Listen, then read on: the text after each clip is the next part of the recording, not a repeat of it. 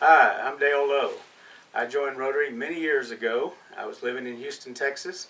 I was working right after graduating from college, and as I started my corporate career, I worked for a small company in Houston on the Gulf Freeway, and uh, the owner of the company was a Rotarian. He came down to me and said, "Young man, you need to consider Rotary." And so, of course, he was the boss and he was the owner. And so I said, "Yes, sir, I'll start going to Rotary."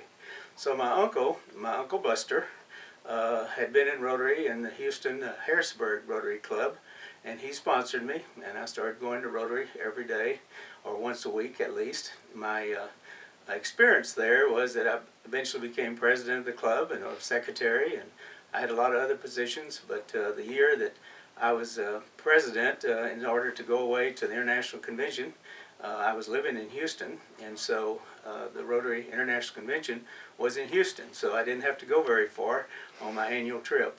But then later I moved the company from Houston to San Marcos, Texas in 1976, and we moved 200 families, and I joined the Rotary Club of San Marcos.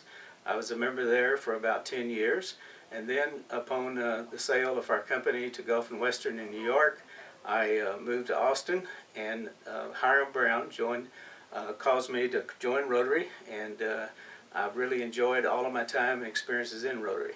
I suppose the beginning of my story was probably the most important, but the ending of my story is now that I'm soon to be the president of the Rotary Club of Austin.